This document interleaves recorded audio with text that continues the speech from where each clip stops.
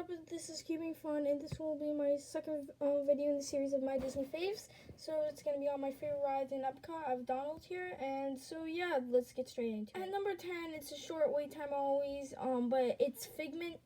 I just don't really like Figment. I mean, it's normally short wait time, and it sometimes makes you cringe. But for little kids, they might like it a lot more, and it's just not necessarily super fun. And so yeah, I mean, I'm just not a fan of it. So yeah, I don't really like it, but this is just opinion-wise, so what I'm saying may not be true to you. Number 9, we have the 3 Calabreros, something like that. So it's in Mexico. It's in the temple where the Mexican restaurant is. They have an Arriba's grass shop. I like that. And then they also have all these pottery. And then they have a restaurant. And then finally they have Calabreros with Donald Duck in it and 2 other birds. I'm not sure who. Forget their names.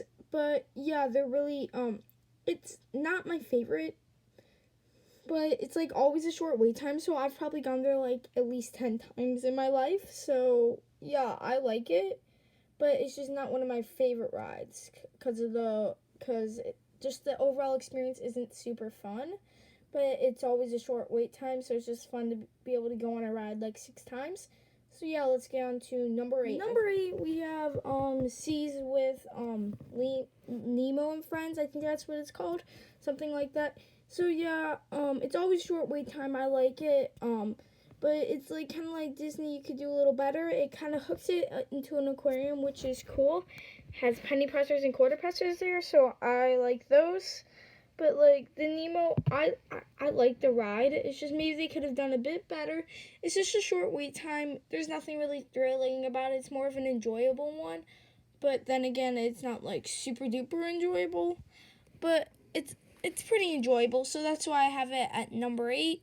Not one of my favorite, but really not my least favorite. So yeah, when I'm like ranking the rides, I might end up loving this ride, but it might be 15. But it might be 15 out of 24. Because I might like rides like just 10 a lot better, but 15 I still like. So yeah, so that's what I have for number 8, Seas with Nemo and Friends. So yeah, let's get on to number 7. Number 7, we have Spaceship Earth. Okay, so Spaceship Earth, usually a long wait time in the holidays, but it's a great ride. I have nothing against it. It's really fun of a journey through time, and it's really relaxing. You can get to create your own world and that technological thing. See, that's the kind of technology they should be using, something a lot more like that. It's kind of like, Walt Disney's Carousel of Progress, except at Epcot and totally different, except over like ancient times. But yeah, it's really fun. You get to create your own world. It's a relaxing ride in the dark, so if you're scared of the dark, then maybe not do it, but if you're fine with the dark, which I am not necessarily, but I still like it just because it's in the dark and it's cool, but like, it's fun. I have nothing against Spaceship Earth. So yeah, let's go on to number 6, I think it is. Number 6, we have Living with the Land. Okay, so guys, Living with the Land is good and everything. It's great, but I mean, I have nothing against it. It's always short wait times. It's a great ride. It's relaxing. You can see what Disney's growing.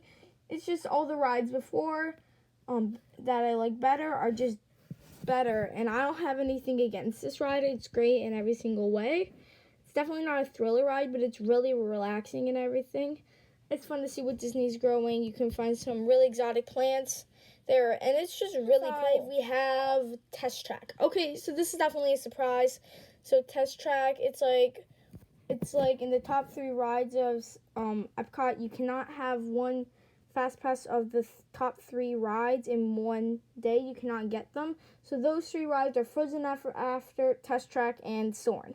So obviously my dad loves Soarin'. That's like one of his favorite rides. So like we got to do Soarin'. My sister, she loves Frozen. So like, oh, we got to do Frozen.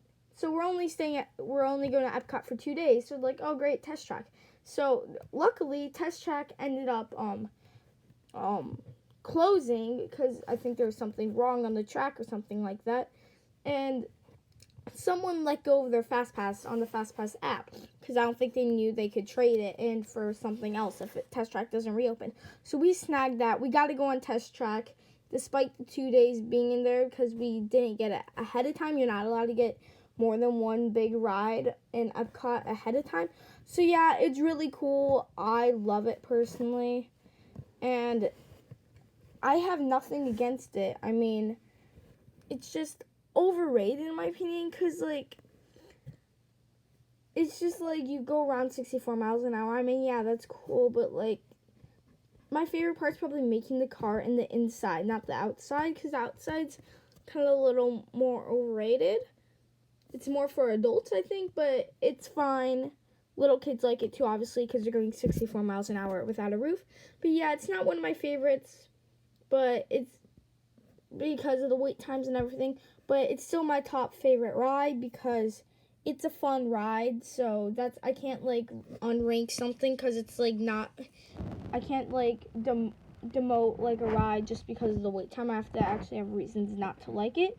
But so yeah, let's go on to number 4. We have Mission Space Green. Mission Space Green is great. I mean, it's really fun to do family team mission to the moon, and it's just really fun just to like hang out, have fun with your family. And you're in condensed space, so if you don't like that, then maybe you don't want to go in there because it's like you're in really enclosed space. But you can get to go on your spaceship and you get to fly around. It's really, it can get a bit intense, but it's really cool.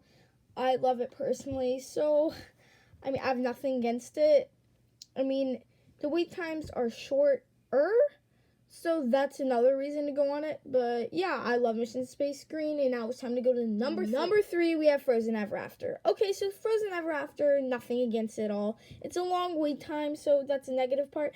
But it's kind of like a small world kind of ride, but it's like 5 times better. I mean, you get to go backwards on a hill, you get to go forwards on a hill, you get a bit wet. It's overall just a really fun ride, and I have nothing against it personally. Some people may say, oh, it's too long, not a good enough wait time. It's always like 60 minutes wait time. Actually, though, while I'm filming this right now, I think Frozen Ever After is like a 15-minute, 10-minute wait, because I'm filming this right when Disney opens, so I always like to look at the wait times, because we went over the holidays and we saw like, oh my gosh, Rock and Roller Coaster is like 3-hour wait, and like now it's like a 15. So yeah, I mean, overall, I mean, Frozen Ever After is great. I can't do anything against the wait time, so that's why it's at number 2. I have Mission Space Orange. Okay, so Mission Space Orange is nothing against it, except it gets you dizzy. So when you're launching off in the rocket, you feel like gravity's actually on you, but it's like not in the air. It's like so cool, but it gets you really dizzy because after the first part, I'm like, if this is like it the whole way, this is gonna be like really intense. So definitely not a starter ride for if you want to choose between Mission Space, and you would always start out with green and not orange. But yeah, I loved it. I mean, it was at night, so we got to go home because me and my dad and I were busy, and my sister and my mom didn't want to go on it because they knew they were gonna get dizzy and everything. So yeah, we tried it just for fun. It was great overall. So yeah, now let's get on to number 1, and I think you guys know what this is going to be. Okay, if you can't guess, the answer is Soarin'. Okay, Soarin' is great. Nothing but positive reviews from me. Starting out with this. Okay, you get to fly in like a virtual reality area. It's like Flight of Passage, literally. And you get to go all around the world. Soarin' California was great. But around the world also great, too. A little better. And I just love it. And if you can ever choose between top row and bottom or middle, always choose top so you can't see people's feet. But, yeah, nothing but positive reviews. It can get a little scary sometimes, but it's not super intense. But Avatar Flight of Passages. So you have no worries just to start out on Soarin'. Soarin' is great. I love it. Nothing but positive reviews.